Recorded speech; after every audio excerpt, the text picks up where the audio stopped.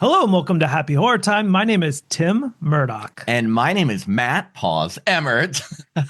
How's it going, everyone? We have a very special episode today because we have invited on some friends of the podcast to join us in this movie review. We actually were on their show a few months ago, if you caught that. And so we're just going to jump right into it. And I want to introduce to you Joe and Allison from Queer Cinema Catchup.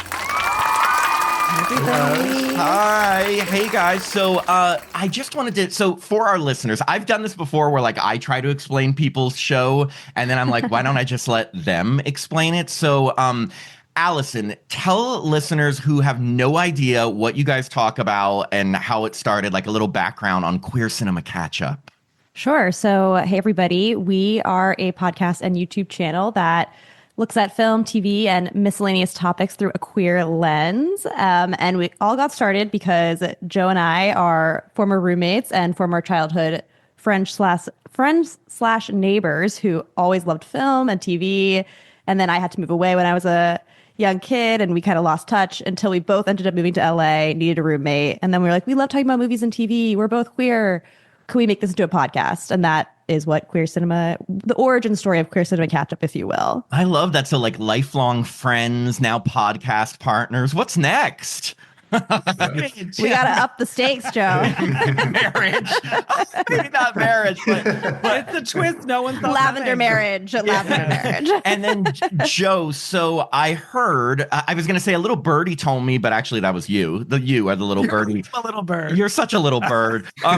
Like, how did you find out about us? Because I heard that you may have seen us in a certain panel. Yes. So we are friends with Nick and Joseph, the Fish Jelly movie review podcast.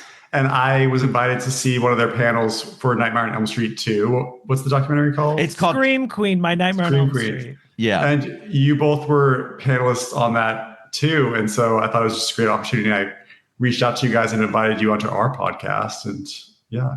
It was really cool. What about us appealed to you? Was it our incredibly good looks? Our what? Charming, good looks. Wow. Look, was it Tim's like, was it a sexy smile? Was exactly. I never said that, but we all know that's what it is. No, and also Jacob, our producer, was moderating that panel. That was really fun. And I don't think, did we get video of that?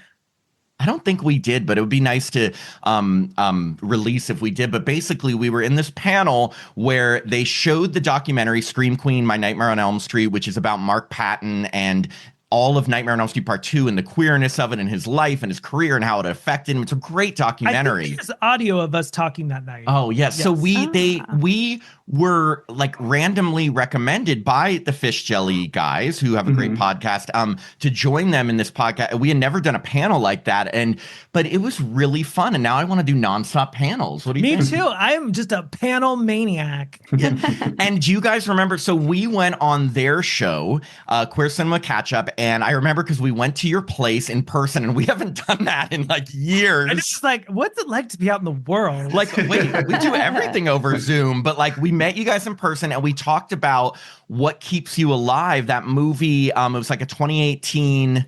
First off, the way you delivered that, it almost didn't sound like a title. What keeps you guys alive? But like, Next question. Yeah, what keeps you alive? But it's like, I want to say it's a lesbian thriller. Would that be accurate? Yeah. I don't, it's not even I mean, it happens to have a lesbian couple, but it's really more like a survival cat and mouse type thriller, which I think you guys liked that movie, right? I did. I loved it. I really did. We were so impressed by that. And we were looking for a movie that like was horror and related to us, that had like kind of either some sort of queer characters or something. And that movie is like so rated, and not enough people know about that. So check out What Keeps You Alive. Suddenly we're going. They got the same promotion of the movie we're seeing today.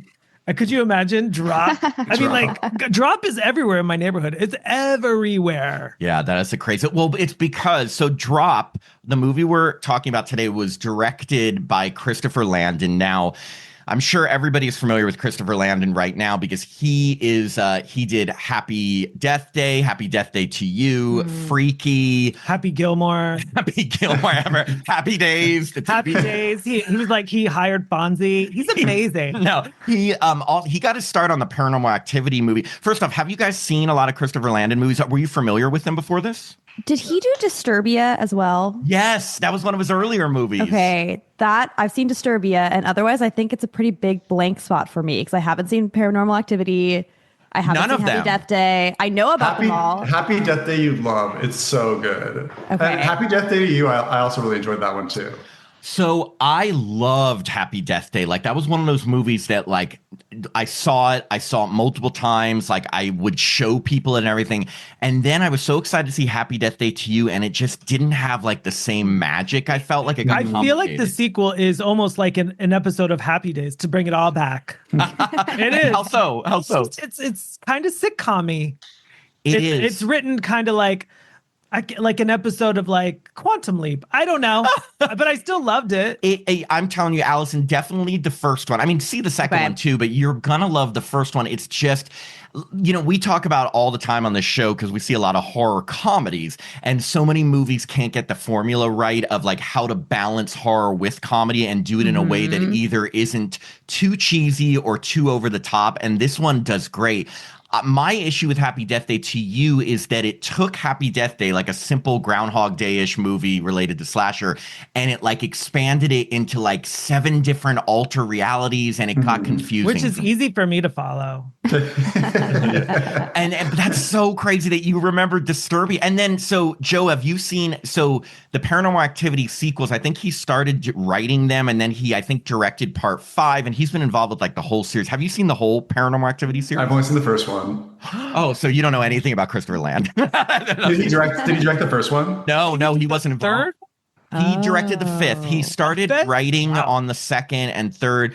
To be honest, like I'm like part of me is a little jealous of Christopher Landon's career because he's like one of those. He's like a gay, proud out gay man with a great husband, kids, every beautiful family, and he loved horror. And he got started like writing, and now he's directing, and now he's become like a household name in horror comedy. In fact, the big drama with the Scream series was attached to direct Scream 7 before Kevin Williamson was asked to direct it, and he dropped out after all the crazy Melissa. He dropped out after all the Melissa Barrera stuff when she got fired, and it was like a whole thing. I don't know if you guys caught all that drama. I did. Yeah. So, are you saying he dropped out before that drama erupted, or as a result of? So, I mean, what I got from it is that Scream 7 was announced, Melissa Barrera was fired, and then there was so much backlash, and a lot came on him because he was the director. Because everyone was like, you fired her. And he's like, I didn't fire her. He's like, this was the studio, I had nothing to do with it. But he was getting like death threats to his kids. He had to get the FBI involved. And it was just such a miserable experience at that point. He dropped out because it was just too much. And they like kind of redid everything with Scream 7. So I feel kind of bad because I know he said that directing a Scream movie was like a lifelong dream of his. I feel like there's still time. Yeah. And also, but also like seen some interviews that he did for Drop. And what he did say was that it's almost like the saying when a door closes a window, or when a window, what is it? It goes. The door shuts. Yes. It goes when a door closes, drop out the window. Yeah, when a door closes, jump out the window. Throw a hockey puck at the window and then get sucked out. Hang by a tablecloth out the window. And you're totally fine. Yeah. Either way, he said that all the Scream craziness led him to this movie, which he's really proud of. He got to direct it and do and he just loved doing it. So it all worked out for him. But yeah, that was some drama for him. It was rough. And Scream 7's the newest one that's going to come out, right? Yeah, it comes out next year with Nev Campbell and Courtney Cox and every dead killer coming back. What is AI? Well, but what's Wednesday? That actor isn't coming back too, and Jenna Ortega.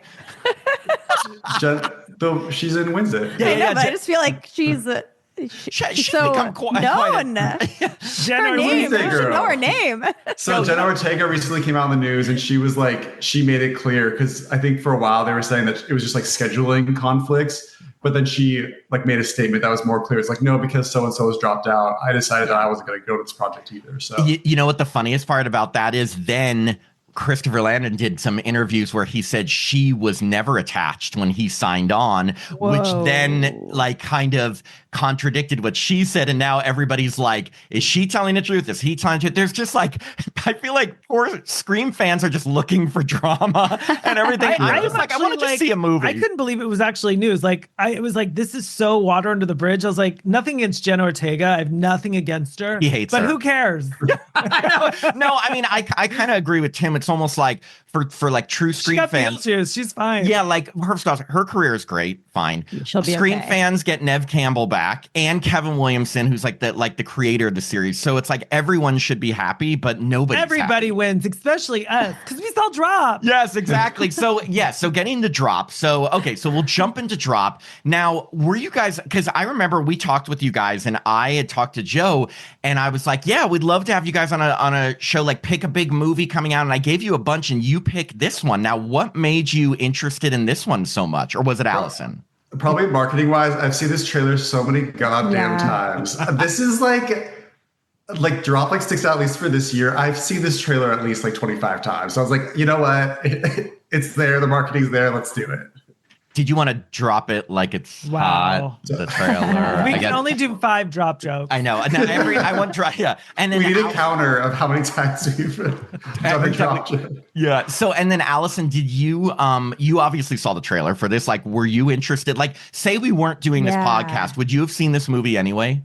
So when I saw the trailer the first time, because I also saw it 1 zillion times, it reminded me of that movie from the 2000s, Red Eye, which I love. And I feel like the movie did have a similar structure to Red Eye. And so and I like Megan Fahey from The White Lotus. So I'm like, all right, those 2 elements are good. That said, the more times I saw it, the more times I started questioning, is this the best way to go about murdering someone? You know, like the logic of we're going to take somebody out, we're going to use a date, and we're going to do it in a very public place.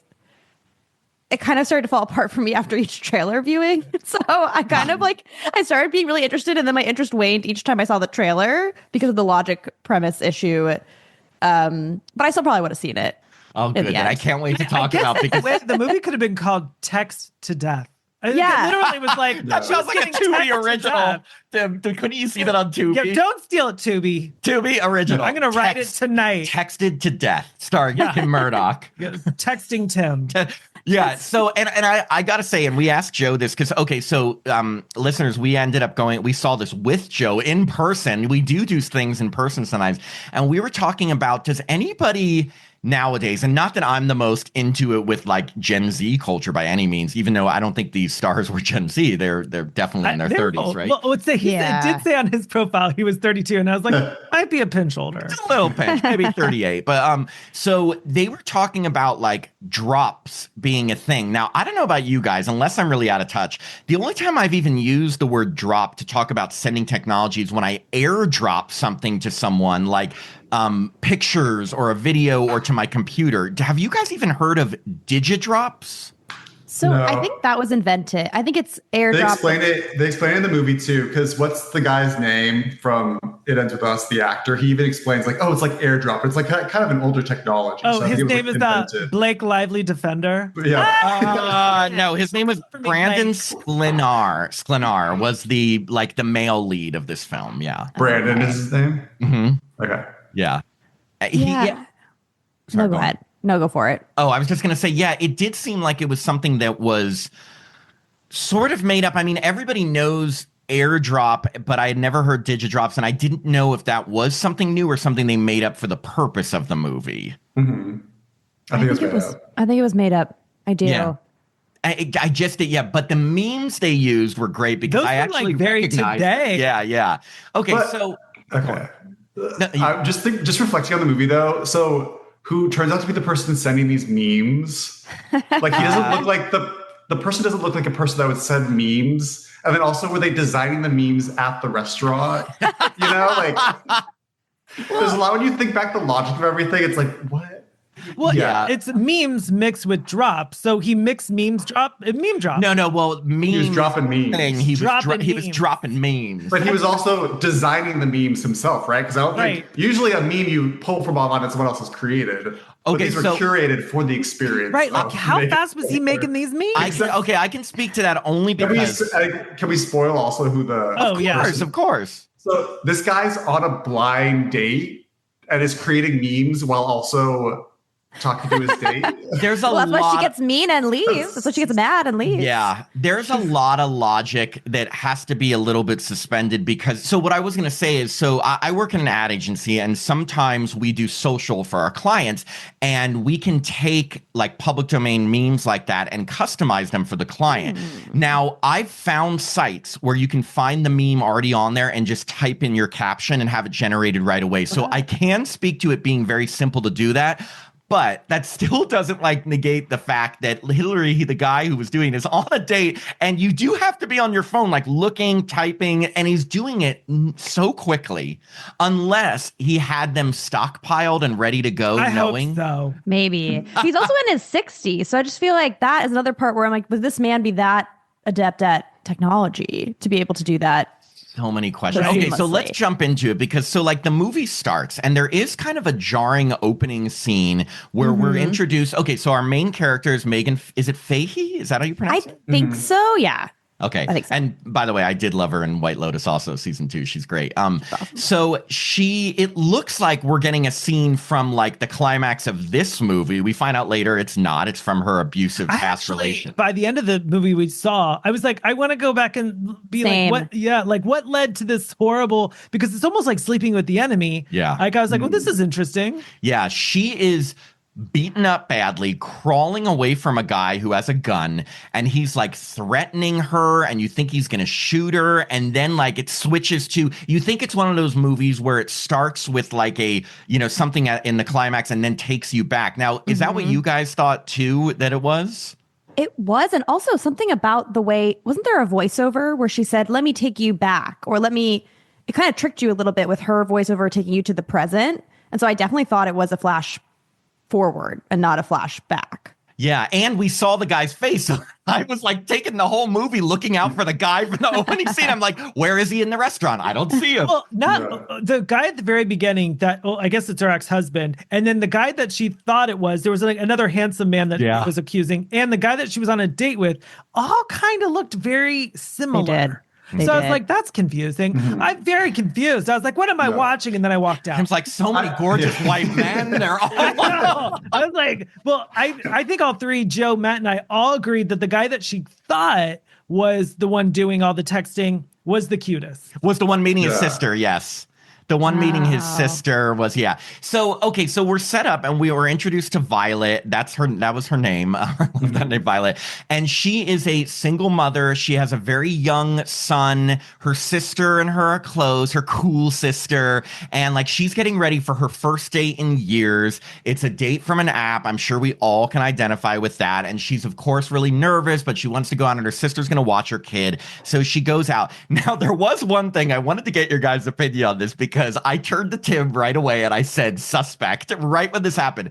The guy who asked, where's your power meter? Random guy in the beginning who ends up being one of the killers, spoiler alert, that just looks for a power meter. I turned to Tim and I said suspect because why did they put that in there? Did either of you guys catch that, or am I just so like tuned into this shit that like I can't? Did you guys catch that? I did not. I totally forgot about him.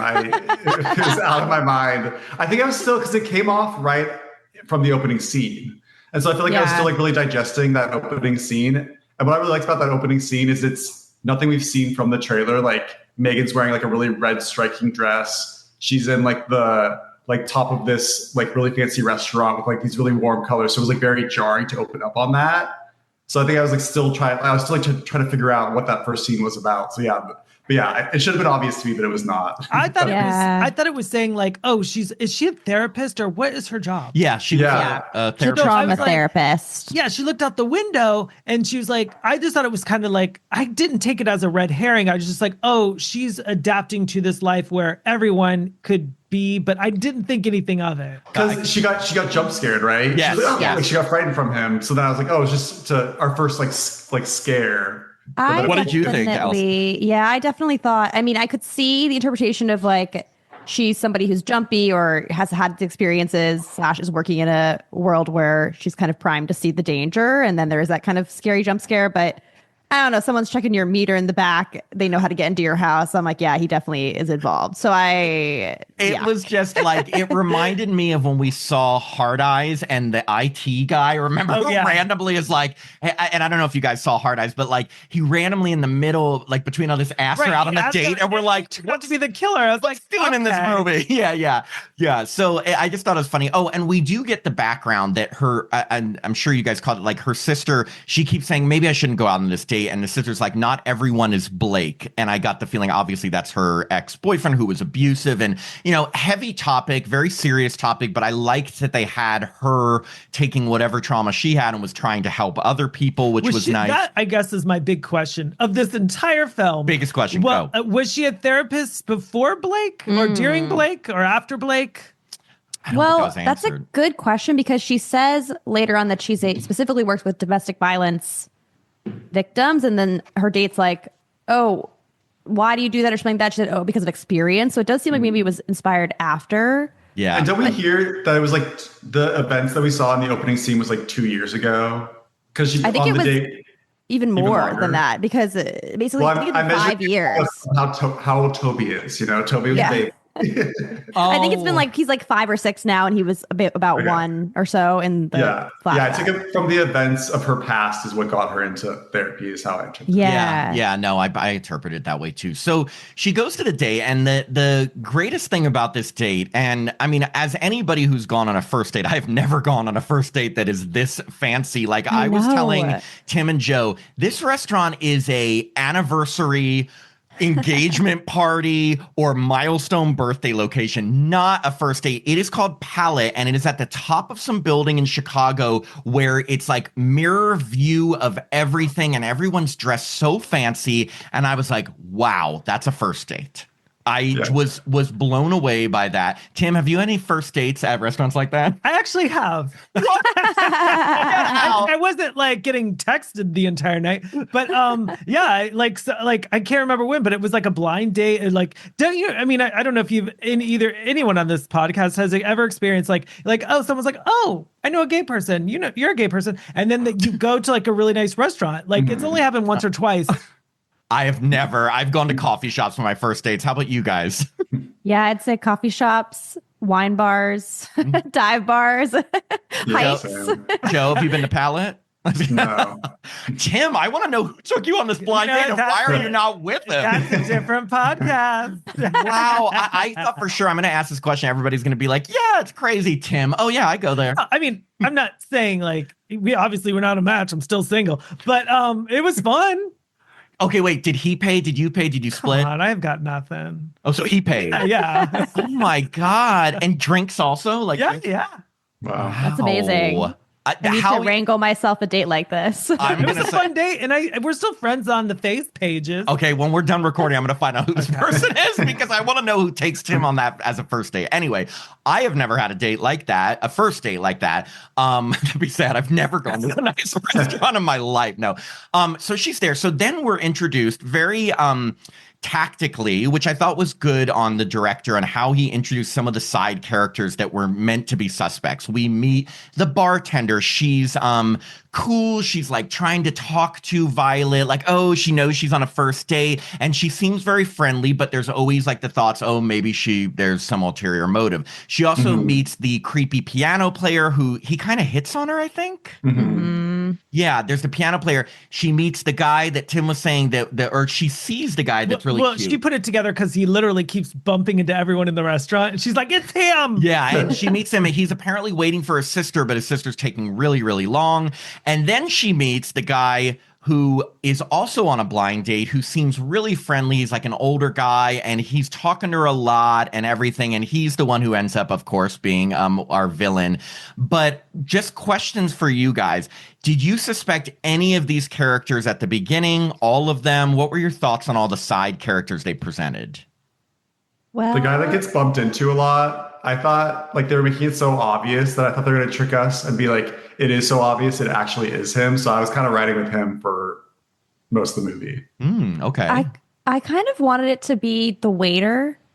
You know what I'm saying? Yes, like, yes. I felt like he was, I mean, it would have almost been a little bit too, because he was such a goofy character that like having him be the killer would have been almost too obvious of a reversal. But that's who I was hoping it was going to be anyway. And also I thought he kind of looked like the meter man from the opening scene. Oh. So I'm like, oh, maybe that's him. I don't know. That waiter needs his own section that we talked about. He was hilarious. I was dying the whole time. I was the only one He was laughing in my theater, Oh my but God. I was laughing. Well, because everyone in your theater was talking I through know. the movie. I forgot to introduce him because finally Violet's date comes. His name was Henry. I think his name was Henry. Yeah. And he was Right. born in 1990, so I can't do math, so I don't know how old that is. Then he would be 35 like this 30. year? Oh, wow. Yeah, this I was year. born I in guess. 90.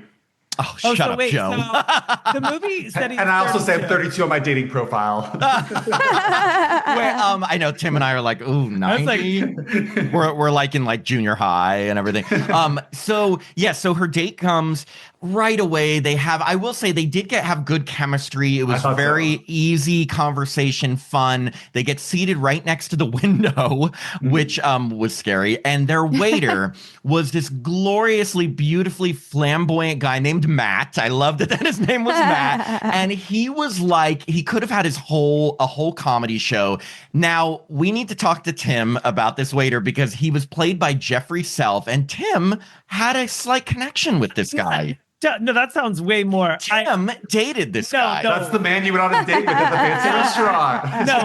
No, Tim is related to this guy. No, I met him once. He does comedy, and I've done stand up, so I've met him in the comedy world. His name is Jeffrey Self, and he does a lot of podcasts. And one time I heard a podcast where he went on, and he's written like a lot of books. I can't remember the name of the book. I think it's called like Self Sabotage, but he talks about like a self-help book by Jeffrey Self. Right. Yes, nice. But he was like he talks about how at one time he was like a sex worker, and and it's very funny. Like he talks about how like he hid in like a closet and that's kind of funny. And like the person that he was working with, like I guess there was 3 people. I don't know, but he has like a whole chapter about it, and I find that more fascinating than the movie will drop.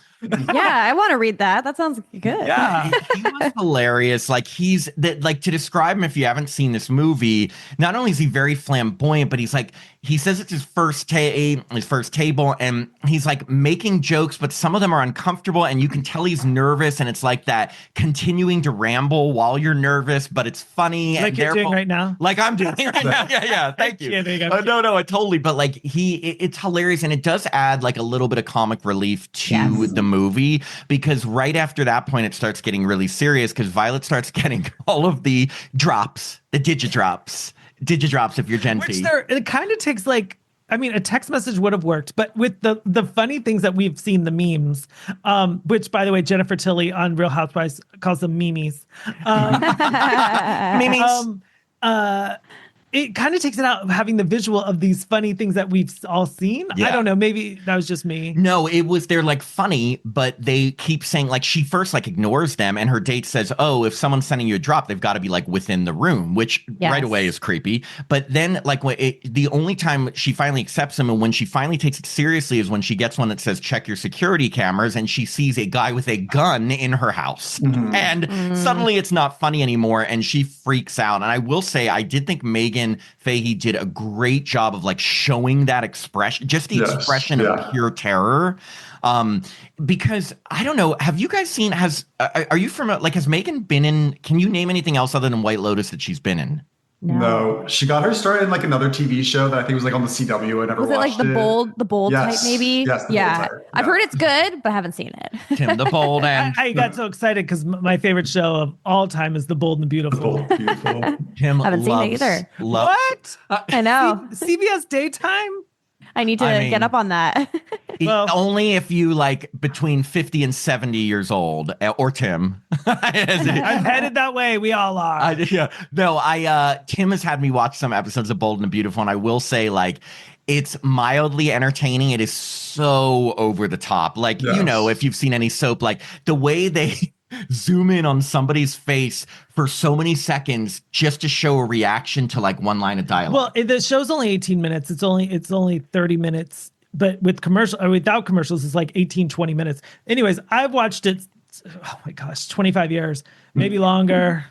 Anyway. Oh yeah. So she gets freaked out. And the thing is that right away it says like, don't tell your date, don't tell anyone, or we're going to kill your son. And she actually witnesses the gunman like knock out her sister and lock her son in a room. And like, I don't know.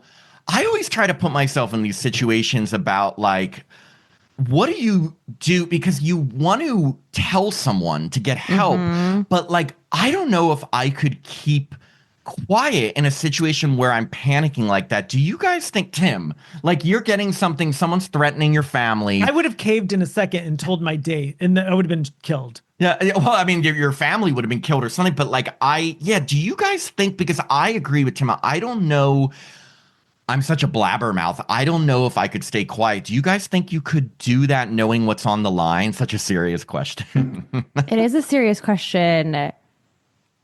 On the one hand, I'm also very like talkative and I love to share everything. So I could see one world where I'm dying. I wouldn't be able to keep it quiet. But in another hand, I feel like in certain stressful emotional situations, I am good at keeping things contained. So maybe I could do it. Joe, what about you? I think I like freeze. That's my like panic mode. And so I think I wouldn't be able to even like talk. Like my date would very clearly notice that like I'm not responding to anything they're saying or like being very odd. So I'd crumble in that situation. That's the thing. We did notice like she is doing well at like acting crazed, but trying to fake it for her date. And he obviously knows something is wrong. But the first thing that this person instructs her to do is to get the SD card out of her date's camera and crush it. And she is good at, I will say she can think on her feet because she's able to get him to like leave the table enough so she can look at his camera. And right away she sees he has pictures. He says he works for the mayor and he has pictures of all these like financial statements. So obviously he captured some like embezzlement or something. Was that part of the task? Is that she had to look through the photos? Like, why? No, she was just curious. She's like, a minute for the audience. Let me just quickly flip through as my date's walking back to the table. That's so true. I never thought about it. She didn't need like, to look through. SD card and I would have to have someone explain to me what an SD card was. Yeah, you want same. me to do what? I'm just seeing Tim in that situation. They're like, grab the SD card. What's an SD card? It's in the camera. Which camera? They're like, fuck it, forget it. Just kill him. But That's what I mean. It wasn't well thought out as a murder plot. Well, they must have known that she is, and also, like you said, there are so many different types of emotional reactions a person can have. I know the person responsible does say they're familiar with her past, that she like, so they know her, I guess, her fortitude that she could probably do something like this. But what if you did get someone who's just like, I'm out of here and runs out of the restaurant? Yeah. Did anyone think like, okay, like, because she did ask him, do you think the mayor's a good guy? And then I thought, okay, what if her date's in on it? And then the bartender, like, I was like, what if it's like a big conspiracy? Like, what if everyone's in on it?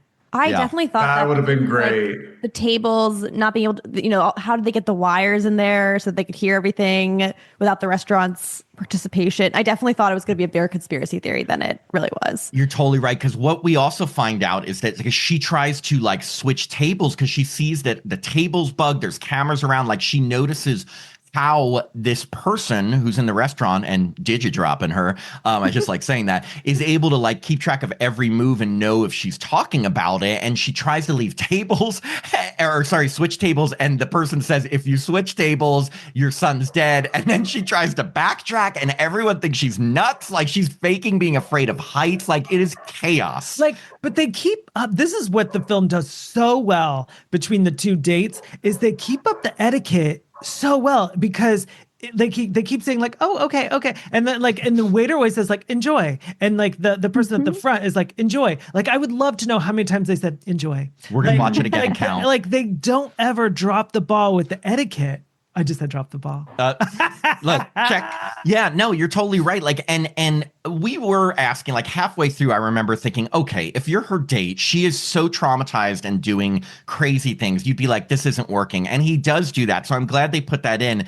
Then they have this slightly weird kind of rom-com-y moment where she like pulls him in for a kiss and says, I'm so sorry, like stay with me. And that was a little cheesy, but it got him to stay there. What did you guys think of that moment? Wait, is that the moment when he's like writing the check and he's like gonna leave? Yes. I loved it, actually. The music played, it was like dramatic slow motion, and you're like, what is Megan gonna do? And she just like very dramatically like leans in and kisses him, and it was just like so like romantic and powerful. And I like the cinematography of it, like the lighting design of it, like I just thought it was brilliant. And that's kind of what kept me in this movie for a while too, is like a lot of the way that they like shot designed this movie, like really kept me in. Like it was just highly stylized. So I loved that moment. I think it was as a moment like isolated. Yeah, I could see why you liked it. I think for me, it took me out of the tone of like the suspense and everything. And is he going to leave? And someone's hunting her. And then they have a moment. Yeah. But I get why they needed it, you know? Yeah. The tone was a little all over the place in this movie. Yeah, I feel like I liked the kiss as well. And I like that he too was like, okay, I'm done. I gotta get out of here. Something's wrong. This isn't working. But I kind of think just based on her behavior, this is like an adult person who's probably been on many. I think he would have left a lot sooner. It's my thing. Yeah, Brandon was a little too conveniently just like. That's why I was also curious if Brandon was going to be a bad guy in the end, because he just like forgave so many of the strange things that were happening on this date. Like there's a point where like Megan. We don't have a clock, but she's like in the bathroom. She's running around the whole goddamn restaurant. She's sitting with other people at different tables for like 45 minutes. He's just sitting there patient. He really wants a partner. Well, he is really patient, because I think at one point she says like, thanks for meeting me after 3 months of chatting. Oh, so, that's true. Like, and he's like, oh, she's like, I've got a kid, like I've got baggage. And he's like, no, like he's looking past a lot. No, he's a great guy. I mean, forgiving. And she does talk a little bit about the abuse in her last relationship. And I think that he feels for her in that regards, that he knows that she's been through a lot and maybe having a hard time with the date. But you're right, she is gone for so long, and she does end up bashing the SD card in the bathroom. And there's a really funny moment where she tries to send a message to these girls who are there at prom, these teenage bitchy girls, and she's trying to write help on like a dollar bill or something on the. No, it's on her hand with eyeliner. That's right. I was like, and the girl's like, cap? But like she doesn't know. And I'm like, these girls are there for prom. But she does get one message. Now, for the life of me, I turned to Joe. I could not read what she wrote on that dollar bill that she sent to the piano. I thought it said hostage. Like the first one said hostage. I couldn't read the rest of it. I think it was the address to held, something like that. Oh, wow. You caught that? I could not. I looked at Joe. I said, what did that say? And he's like, hostage something. I mean, it looked it was really illegible. I cannot say that word. Illegible. But yes, that's what I gathered from it. So now that we're on the topic, the girls in the bathroom. So there's like a table they're all on prom. It's all these like teenagers. And speaking to like the tone of this movie, I feel like the director, having worked on Happy Death Day, like he can just nail like comedy horror so well, and like that like balance. And I feel like this movie is really successful when it leans into the humor of it all. Mm-hmm. And so there's like one scene where Megan's character is like wants to move tables, And then Brandon's like, oh, I think I can get our waiter's attention. And he looks over in Matt's direction, and Matt's at the table with all the prom people. And they're like, and how will we be paying? And all like 20 kids like hold up their credit cards. It's like, No, Matt's gonna be busy for a while. So I feel like when it like leans into that humor, it's like really successful. But like Megan talking about like the trauma of her past, like I'd be curious to hear everyone, like it just seemed too intense for what this movie is. It's like what is this movie? Like, if you're gonna make me like laugh, like make me laugh, but you're telling me a story about a woman who was like abused and who almost murdered their son. Like, that's just way too intense of a theme for me. And they did like that opening. I was like, oh, the tone's pretty serious. And then it flip flopped, which I don't mind a flip flop. That sounds so terrible. Wow. Tim's dating profile. I don't mind a flip flop. Go on. Now you're gonna have to explain that. I'm done. Okay, you don't mind flip flop. I mean, I sort of agree. I'll say this. There were definitely issues I had with this movie, but in terms of like the flip flopping of the tone, so it's tough because this to me would be, I know they've been comparing this to like a Hitchcockian thriller, and I think that actually describes it really well, because there were some stylistic choices that when I first saw them, I was a little taken out of the movie, like when they would like dim all the lights but just shine like a spotlight on one person. Yeah. But then I realized, wait, that's like a classic Hitchcock like theaterish move to do. And when I thought about that more, I was like, oh, that's what they were going for, to have it be more like suspense. Like, I don't think this was horror really. It was suspense with comedic elements. And Christopher Landon does do comedy in horror so well that it is sometimes easy to forget like when to be scared. But whereas Happy Death Day like combined horror with comedy, I feel like this combined like suspense thriller, like almost like a Die Hard type suspense movie with comedy. And I didn't mind that so much, but I will say the background of her trauma was very heavy, but I think they needed that because otherwise she wouldn't have been the type of character that could get through the situation, or that could keep someone on a date with her because they felt bad for what she had been through. Do you know what I mean? Because if she had just been like your normal girl, the guy would have left in a second. He'd be like, why are you being so weird? But they gave her that backstory almost, I feel like, to give a reason for that. I don't know. That was just my interpretation. And I think it's because they want to show how she's able to, and I won't get too far ahead here, but how she's able to best the villain in the end too, is because of her experience with tricky manipulators in the past, which is what made me think a lot of Red Eye, because I don't know if everyone's seen that movie. I love Red Eye, and I turned to Matt and Joe, and I said, Red Eye. And then I turned to Joe. You really tell Matt or tell Joe that I said this. I said, like, don't you dare take credit. I said, this reminds me of Red Eye, and Tim didn't tell me that. Yeah, and then Joe turned to the person next to him. So, no, you're right. But I totally get what you're saying, because it had that like, it's almost like, did you guys ever watch the show 24? Because I love that TV show. Okay. In real time, it's showing you through like, this is all takes place in one night. So just like Red Eye is all on one flight, like you get it all. It also has that extra challenge of just being in one location. Yeah. Well, and Rachel McAdams in that movie, it's revealed like halfway through that she was attacked in a parking lot. And so she had already been through a situation where she was under assault. But what I liked about what Red Eye did, and I think that maybe Drop could have utilized this or done this in a more successful way, was they tried to give you that information slowly, and they don't actually tell you the context of her past trauma until maybe like 3/4 of the way through the movie. And I feel like with Drop, you learn about it in the very first scene, and then there's like all these hints about it. They have this discussion about it. So it's not as like suspenseful or dramatic to kind of see that twist. Yeah, this is why she's so good at this, because she had this terrible past. I don't know. No, there's also not really a lot of death in this movie. It is actually rated PG-13 because the only kill is she tries to, and it always sucks for like the people that get pulled into these situations they have no part of, like the piano player. She tries to give him a tip, and on the dollar bill, or not dollar, she's not cheap, but $20 $20 bill. That's when she writes the hostage thing. So she slips it to the guy sees it, and then she gets like a drop that says like, you shouldn't have done that, and he collapses to the ground because he's been poisoned. But this is what confused me. Then he gets up and he looks like he was like jarred.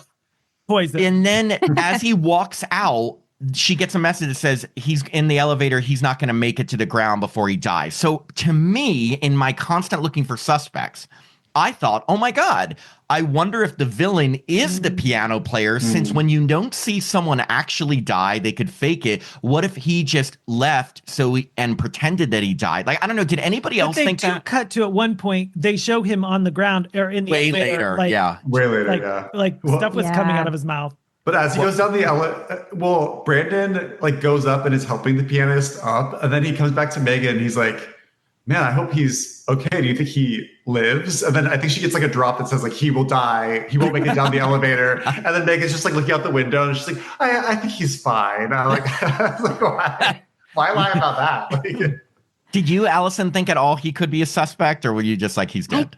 Yes, I was actually kind of confused by that sequence because the slow acting poison element of it, but also he gets the tip and he looks at in the money jar. And he looks at her like in horror a few times. Well, I guess because so they kind of explain it later on, but what mostly confused me is he put the money in the jar, but we didn't even see that happen. And then he goes to the counter, he takes a wad full of bills. And I'm like, how do we know that he grabbed the right bill? You know what I mean? I don't know what the plan was. And then he gets up there and he does stare at her a bunch, and later on it's kind of real because he, one, read what was on the bill, and then two, got a text or something that said, or a drop. He got a digi drop being like, if you do anything, then her family will die. So he's kind of trapped in the same situation. And then he makes another horrified look at her. But just like the sequence of it was, I was just confused. There was just so much pausing. I think the biggest moment of confusion for me was that if it's a slow acting poison, why did he immediately drop to the ground, then get up and start to have symptoms? Do you know what I mean? Like, I kind of would have preferred him starting to look a little sick, stumbling, and then he maybe falls when he. So you're giving Chris Landon notes. Okay. No. I mean, I'm not. I know. Look, it's so easy to be, what do they call, like an armchair director, an armchair writer. Like, whereas when you're trying to sync, and by the way, Christopher Landon didn't write this, so it like you. I mean, he directed it, but it's so easy when you're watching from outside to be like, I would have done it this way, and I could. No, of course not. Like, well, we're podcasters, of course. I love doing by that. default. Yeah, we can nitpick everything if we want because we weren't involved, and I'm sure there were tons of conversations like, how are we gonna make this make sense? And like Allison said at the beginning, the entire plot of this, like, couldn't there have been an easier way to assassinate this guy? Like, how about guys? I've got a crazy idea. A hitman. What if the little vial of poison, the killer himself, went up and distracted the person who had their drinks and just poured it in himself? Well, then we wouldn't have a movie. Well, and then I'm just remembering he says at the end, he's like, we needed you to do it because if he just suddenly drops dead, the key witness in this case, it'll be suspicious. But if a crazy woman who maybe murdered her ex is the accomplice and goes to jail for it, then we'll be off scot-free. Which is very elaborate. It is, yeah. So moving forward, we finally find it. She gets a drop. That's what the big thing where it says you have to kill your date, and she finds a vial of poison that she's supposed to put in his drink, and she, of course, at first says she can't do that, but then they're threatening her kids, and she's trying to figure a way out. Which originally she was going to do it with the shots, but they said no, not at the counter. Do it at the table. Yes, you have to do it at the table so that they can capture it on camera. And you do see her what looks like pour the shot of poison in, or the little bit of poison into his shot. And right before they're going to do the shot, she like freaks out and knocks her wine over on him and like caused a big commotion. And that's when we finally get the big reveal of who's been doing this. And the bartender says, oh, that guy who's also on the blind date, his date left because he's been staring at you all night. And she's like, oh shit, maybe it's him. And she goes to talk to him. And I will say the switch between his nice attitude to when he became mean was kind of jarring for me when he's like, sit down. That kind of scared me. But as soon as he said sit down, I was like, all's revealed. We're done. And then I left the theater. Is this his first, like, my question is this like his first job, like, ever doing this? Like, why is he like personally affected by everything Megan does? Like, he's like, if you don't follow through this, we will kill your son and sister. And then when like the plan fails, he's like, we're still going to kill your son and sister. It's like, it's the gig, the jig is up. Like, you don't have any personal investment. Like, this was just a job. Like, why are you still going to murder her family. He said, I think he worked for the mayor. And obviously the whole big plot was that her date was a photographer who had caught him in, some sort of scandal and was going to testify against him. And they had to kill him before then, but make it not look like an accident and make it look like she did it. And that's when we get the reveal that opening scene was her abusive ex-husband, the father of her kid. And what happened is he threatened to kill her. Then he threatened to kill their kid. Then he finally kills himself. But apparently his family thought maybe she had killed him. And even though she cleared her name, a lot of backstory. That was kind of convoluted for me. I was like, okay. You're like, get back to drop. I was like, gotta go back to palette. She does have a great moment where her date comes over and it's probably like she's sitting with someone else again. And she's like, oh, we're old friends. And they do take the shots. And as a viewer, you're like, wait, did Henry, Brandon, whatever, just take the poison? And, he kind of walks away and the mastermind is all happy. But you then find out that she never poured the poison in his shot. She poured it in the mastermind's dessert, and he's all eating his dessert, all happy. And Panna cotta. Big problem. She shouldn't have revealed it to him before he was reacting. Because why did she? Well, I think it was for the satisfaction of her getting the one up finally. And as viewers, we were like, she told us what's going on. Yeah. But what's that great line he says? He's like, I've been playing chess and you've been playing Yahtzee. Yeah. And then he gets poisoned and she's like, Yahtzee. I love that. First off, as someone who loves Yahtzee way more than chess, I thought that was hilarious. I mean, slightly comedic, but also in a good way. Like she's just like, he's like shocked and she says Yahtzee. But the thing is, he still has some time before the poison, takes him out. And I think, Joe, to answer your question from before, like, why do you take it so personally? At that point, I think he was just so angry that he's going to die because of this girl. He's like, kill her family. I'm going to kill her because he's going to die anyway. So why not be awful? Went into hyperdrive at this point. Like, didn't he throw over the table, stab the bartender? Like, everything was like boom, boom, boom, boom. And then she flies out the window. Like, the movie went from 0 to 100. Well, I got to ask. Because we've watched this trailer so many goddamn times. I know at some point she ends up dangling out the window. How does that come into effect after this Yahtzee scene? Yes. After he's like a giant, he is going to take her out and he's trying to shoot her. First, her date, who just met her that night, talk about man of the year, like pushes her away and gets shot for her. He shoves her in a way though, where he has to go out of his way to shove her out of the way and then also walk into frame. Did you notice he's that? Like, I'm a star. Did you want to be shot? He's like, hey, if I'm really, he's like pushes her away and then it's like, he's like, you're right. He posed like he wanted to be a hero. Most people, you push someone out of the way while you're, getting to the ground. Yeah. But he shoves her and scoots in. He wanted that battle wound. Yes. He gets shot. The bartender comes and try to help him. She gets stabbed. I was shocked. I was like, a stabbing? Okay. But also all these amazing heroes at this bar. Like, let me be friends with these people because Tim and I talk about this all the time. If someone was threatening me, Tim, where would you be? I'd be out of pallet on the elevator. Well, I wouldn't take the elevator. I'd take the stairs. Would have run out the door. I love people, but I gotta save myself. Tim, would you push me out of the way and take a gunshot? No. Allison, would you push someone out of the way and take a gunshot for Joe? That is such a horrible question. Allison, please. Please. Allison's like, I do that. She's like, Yahtzee, you're dead. I do for a small child. Yeah. Maybe for children. So for Toby, for anything for Toby. The thing is that one of his bullets that misses her hits the glass on pallet. And she takes that puck that her date had given her at the beginning to give to her son, throws it against the the glass to break it, which finally we get the trailer scene. Sucks the guy out and he falls to his death, sucks her out and she's hanging from a curtain. Now, was it a curtain or a tablecloth? I think the tablecloth. Oh, tablecloth. Yes. Now, okay, this is when it went full Die Hard because it's about to drop. I'm keep using the word drop. And then her date grabs it and pulls her up to safety. Very romantic. Well, he was, in addition to him pulling her up, she was also climbing up. So they were both like, yeah.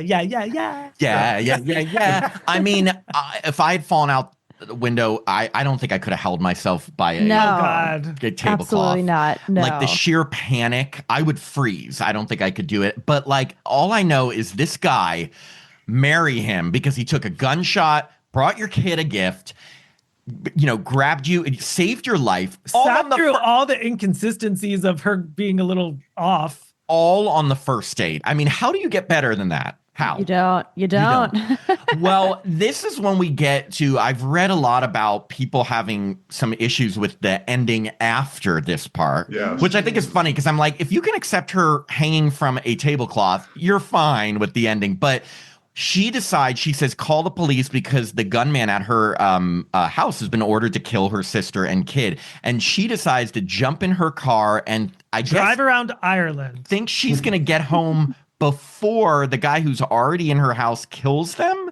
It doesn't really make sense, yes, but I'm okay with it. How about call a neighbor? Like, yeah, I was actually okay with it because at that point, to me, it was like a full action thriller. Yeah. I think she was running on pure adrenaline. Like, I got to get to the house. So no matter what, she was going to be the one taking on the killer at the end. So the poor killer, first off, like brutal battle with her sister, ends up shooting his sister. And then he takes the kid. And Tim, can you do the kid's reaction? Sure. Go. No, but with the voice. I felt bad because look, it's a little kid. And can we get some clarity? Allison, isn't Toby like a famous TikToker? Yeah, so Toby is named Jacob, and he has a very adorable TikTok presence from his mom, where he's just very cute and very personable, and he's actually Irish. Yeah. So was he putting on an American accent? Yes, and I don't know if amazing acting, if that's the case. I wonder if maybe he's not the best actor yet, but he's a great TikToker, very cute and wise young Irish boy. Check him out. Adorable. He was adorable. When he got grabbed by the killer, it was a little funny because he is like, yeah, but adorable kid. Like, I feel like his TikToks are probably hilarious. We make fun of a child. Tim, that is so heartless what you just did. I don't want to be heartless. I love kids and animals. You hate kids. Canceled. I'll babysit for like an hour. Violet gets back there, has a big confrontation with the killer who you think could have already killed her sister. And, it gets to that final moment where you think he has the best of her. He takes his mask off. He's revealed to be the power meter guy. Big reveal. And then in a very cute moment, her son, who you had this like remote control car, puts the gun he had dropped in the remote control car and drives it to her, which I will say this, like, as kind of comedic as that was, it was cute, and I've never seen that done before. Have you guys? Like, I don't think gun so. in a remote control car? No. Yeah. Because earlier in the movie, he sent her like a little note that said, I love you or something. Yeah, something like that. It was a cute. callback to it. So she is able to get the gun and shoot him dead multiple times. Now, I didn't know if the sister was killed or not. Luckily, like everyone who was shot in this movie, they were shot in no lethal area or any type of organ, which I will say is funny for a professional assassin at point blank range to not be able to shoot her in an area that kills her. But, it's PG-13. Yeah, I wasn't. I leaned over to Matt, and thank God he didn't lean over to Joe and tell him what I said. But I said, is this PG-13 or R? Because it was like right on the cusp of being super violent, but not super violent. It was kind of still like what's that show that everyone watches? Not Goosebumps, but it's like that television show that can like, I can't even. I want to know. What is it? What's the TV show where they could show like a butt like on ABC? I am showing my age. Every show? Can you show your butt on regular network TV now? I have no idea. Like a CSI? Give us more. CSI, yes. Okay. It was like CSI violence. Definitely, yeah. You don't see any blood. When the people get shot, like you don't see a bullet hole or something. Like I feel like she gets to say fuck one time. It was a good use. It was a good use of it. When did it come out? I don't remember it. Oh wait, sorry. When did she say fuck? I don't know. Oh, she says fuck you. She says it to the meanest guy, right, Allison? I think so. Guy. The meanie. You're the meanest guy.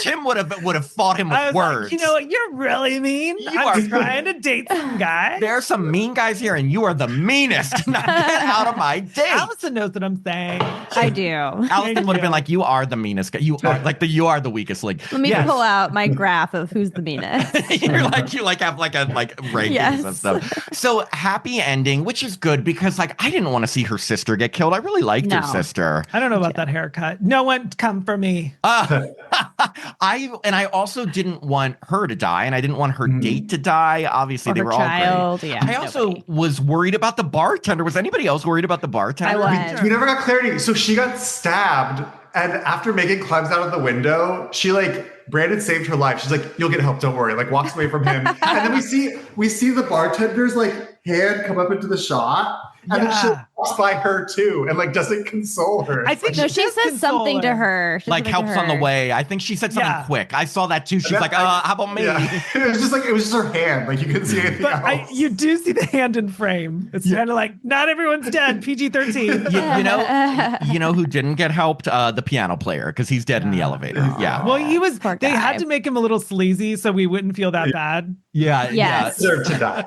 Deserved death because he's asleep. Yeah. So we get a final scene, which I actually laughed at this, although it was so too much too soon. She's with her date in his hospital room. They're keeping in touch, and her sister also is okay.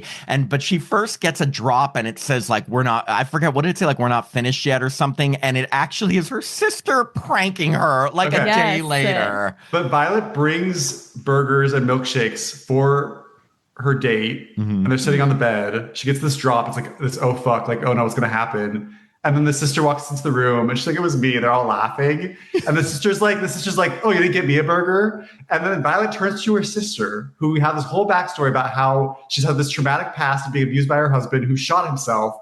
Violet says to her sister, do you want me to shoot you again?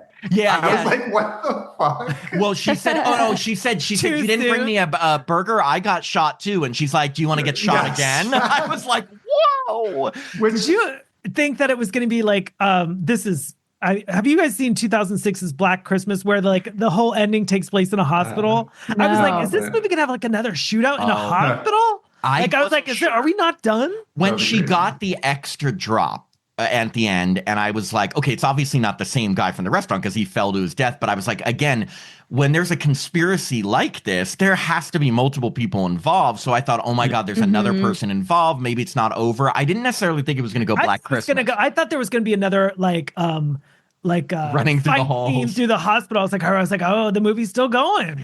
I thought maybe sequel setup. You know what I mean? Oh, there's still somebody out there coming drop to get you. Two. Big you have the scream killer. You also have the meme killer, the person dropping memes. I'm the meme killer. Drop the meme killer. Meme killer. Yeah, and so we get our happy ending, and so everything's wrapped up, and it looks like they're going to go out on a date again, and everything hopefully will be fine, and there won't be other people involved in this I don't think they're just going to date. I think they're going to get married. I don't think you could just go be like, you know what? I don't think it's going to work out. Yeah. You do that kind of date for the first time, you're together. You are bonded. Exactly. So anyway, I wanted to get everyone's final thoughts on Drop, just overall what you thought of it, what you loved, what you didn't love, and final thoughts. So let's start with Allison. Final thoughts on Drop.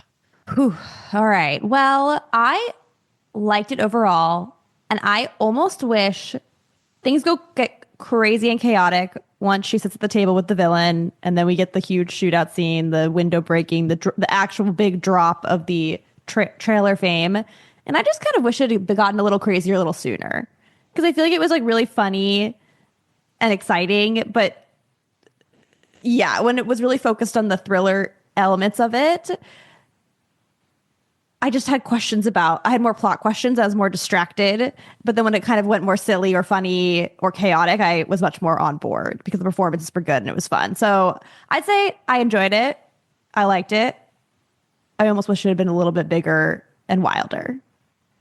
Yeah, I was ultimately disappointed by the movie, just because, like I mentioned at the top, we'd seen this trailer so many times, and I'm like, I guess maybe this is just a problem for me going to so many movies and seeing this trailer so many times, but it's I want to see something more than just what I saw in the trailer. And the only extra storyline that I got is seeing this woman have a domestic violence storyline. And I'm like, I don't need to see this. And I just tonally felt so inconsistent with the rest of the movie. And I think when it really leaned into the comedy horror elements of it and the suspense, you mentioned Hitchcock, and I think Hitchcock is such he's like so good. Like his movies, I love them so much because they use the camera in such a way where like the camera's a character too, and like the movement and like the lighting and all that stuff. So when I like lean into those elements, the humor, like the Hitchcock suspense, like I really liked it. But yeah, it's like I wanted something more, and I was really disappointed with what I got. Okay, Tim, what were your final thoughts on it? The tones were all crazy, but as someone who loves soaps, I love a weird tone. So I was like, I just embraced it, and I was like, okay, this is all working for me. I love a girl lead, just in Perel. Am I saying that right? Perel, yeah. Perel. Perel. Yeah. I thought that was I think referencing a movie. I was like, I haven't seen Perel. When a girl uses Purell to like, cleanliness. Let me go grab my Purell right now, and then I can. The greatest pronunciation of peril I've ever heard. Go on. Every week I try big words, and every week they fall flat. That word has 5 letters in it. Wow. No, I love the lead because I loved her on White Lotus. So I was happy to see like a good, solid actress taking on this huge movie. And like, since like the movie Smile 2, I felt like I saw the trailer so many times. Yeah. That I'm not saying it wrecked my experience. I still love the experience. It did remind me of Red Eye. So it had everything I wanted. So I hope there is like a drop 2. I don't know. I just looked at the box office. It's not doing great. I thought it was gonna be number 1 because everyone saw the trailer like we did. It's like number 5. Oh my gosh. What's number 1? Minecraft, right? Oh. Yeah. So I definitely can see everything everyone is saying. And like, I kind of had my initial reactions, and then sometimes I think about it more, and then I get my real opinion on a film, if that makes sense. First what I'll say is that you're not going to not be entertained by this movie. The one thing I will say is that it is a fun suspense thriller. Like, you're going to have fun with it, whether certain scenes make sense, whether the logic checks out 100%, you are going to have fun with it. And a lot of the choices that were made, it actually reminded me, so there's an old Hitchcock film that Jacob introduced me to called The Lady Vanishes, and they're on like a train, and it's like she interacts with an older woman, and then suddenly she's missing, and everyone tells this girl she's crazy, though this lady didn't exist. Did she get a text? And she's like, no, she really did. And it's like a whodunit, and they're suspense. Then at the end, it's a big suspense thing on the train, and it reminded me a little bit of that, because it almost feels like it's like a play, because it's all in one setting, and you're trying to figure out who among all these people is the suspect and stuff, and it has some suspense. Now, it reminded me of that with comedy to it. Christopher Landon's always going to put comedy into his films, and I think that I definitely understand how the tone wasn't balanced throughout. I just think ultimately I was entertained. Do I think it was like one of the best suspense thrillers I've seen? Not a chance. There's like, I love Nick of Time with Johnny Depp. Oh yeah, where if you haven't seen it, he has to assassinate like a political figure, or they're going to kill his daughter. Similar type of feeling, but I think done a little bit better because they never leaned into the comedy. I think maybe where this wasn't successful is when it had too much backstory, or it tried to put comedy in the midst. It didn't quite work because it maybe should have just stuck. Never bored. I don't think any of us were bored. If it just stuck with suspense thriller, maybe it would have worked more. But I was always entertained. The end was over the top, but as most action thrillers are, so I wasn't as disappointed, I think, as maybe you guys were. But I also think there were areas it could have improved on. Overall, I think it was pretty good. And like I said, like, it's not going to be something that you're going to watch and be like, God, I'm so pissed I spent my time. I think I would love to take my mom to see this movie. I think I feel like it's kind of like a mom movie, not in the sense that, you know what I mean? As long as she's using Purell. Right. I was like, Mom, you can't go unless you use Purell. Yeah, like, is this a movie you guys would recommend to people, or like wait for streaming? Like, how would you guys feel about that? Because I know you were kind of, mixed on it, but... There is like the cinematography element of it is really impressive to see it on the big screen. So I would see it on the big screen for that fact. Like, it definitely feels like it's a movie that should play in theaters. Don't get me wrong. I don't think this is like a direct to streaming movie. I think this is much more elevated than that. Yeah. Yeah. I'd say you'll have a good time whether you stream it or you go to the theater. So if you're a theater person and you want the experience of seeing it in a crowd, definitely go to the theater. If not, it'll also be enjoyable in a few months. Yeah. No, I agree. And I just think want to leave you guys with this before we go. Go. There's a sitcom back in the 80s, early 80s called It's a Living, where there's 4 waitresses and they work in a place that looks like Palette. Oh. That's all. That's it, everyone. That's it. Thank you. Everyone watch the sitcom. It's streaming everywhere. Wow. Well, This has been a long plug for that TV show. what if that's the whole reason for this episode? This whole thing. Well, look, before we go, first off, you guys are great. I want you to tell our listeners where people can catch up, get it, with Queer Cinema Catchup, And where they thank can you find for guys. specifying catchup. It's CATCHUP, not ketchup like the condiment. Queer Cinema Catchup. We talk Yes. about condiments in queer films. Now that is a niche. That's niche. Oh, You know what? I think we're going to change our name. Queer Cinema Catchup. to the Now, condiments. Tell us, where can listeners find Joe and Allison's show, Queer Cinema Catchup? You guys, we're everywhere. I mean, I think our main thing is we have YouTube is the big one. And then we also are anywhere you can stream podcasts. We do video and audio. And we just like Allison said at the top, we do movies for the most part. We also talk about TV shows and then whatever miscellaneous topic we want to talk about too. We have a show coming out about the documentary, The Whole Story, which is this really wild story about this mysterious hole that appeared at Mount Shasta. And we ended up whole, H-O-L-E, Yes, whole. H-O-L-E, Yeah. I thought you meant whole, like the complete story. Well, in 2 ways, there's a whole story, there's a whole story. It has a double meaning. I am But biting my tongue for dirty things to say. Go on.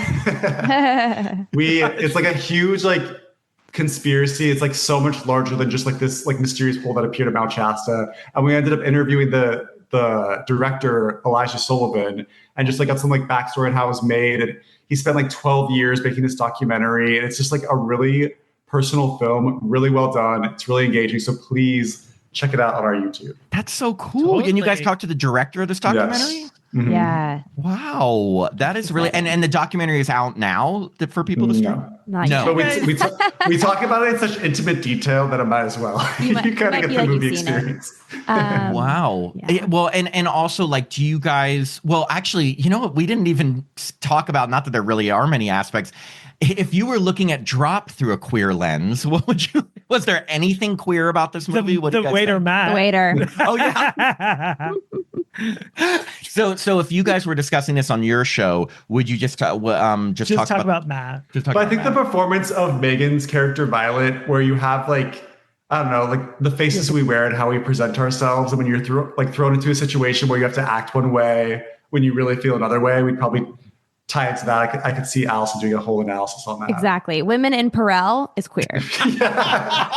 Women, that should be the line. Women in Perel. Yes. That's so queer. I mean, it's a queer way to say peril, so I will say that. Listen, just watch It's a Living. But that's such a good. I didn't even think about that. It is the faces we present to people, and also queer people. Many people have faced trauma through their lives, and how you get through that, and what you do to help others get through that. So you could find something queer other than the waiter, I think, from this movie. Absolutely. Well, first off, this is real quick. When she's looking through his profile, there's a picture where he's wearing a wig. And she's like, that's this kooky picture. Oh, yes, you're right. I remember seeing it. That's true. That was queer.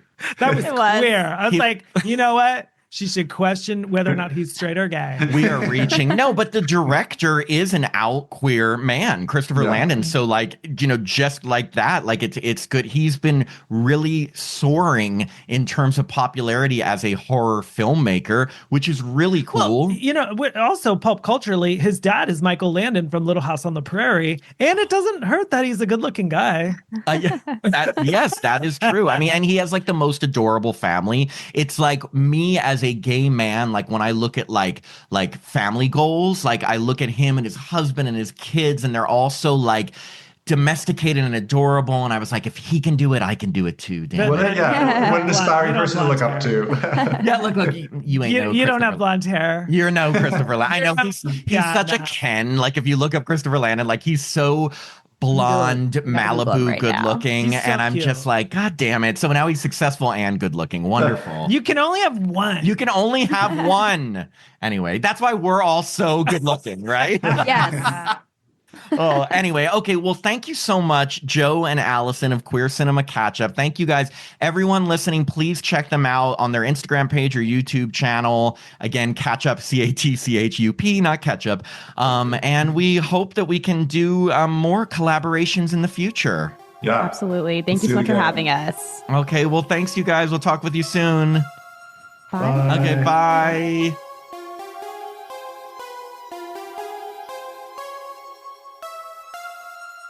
Thanks for listening to another episode of Happy Horror Time. If you'd like to support the podcast, please sign up to be a patron at www.patreon.com/happyhorrortime. As a patron, you get access to all our bonus content, which now includes 2 new bonus episodes every month, a monthly after show mini episode, access to our Discord community so you can chat with us directly, and the chance to review a film with us in one of our bonus episodes. Patrons also get all our regular episodes ad-free and a day early, our monthly newsletter, the chance to vote in polls, and autographed Happy Horror Time stickers. I'm Matt Emmert. And I'm Tim Murdoch. And we hope you have a happy horror time.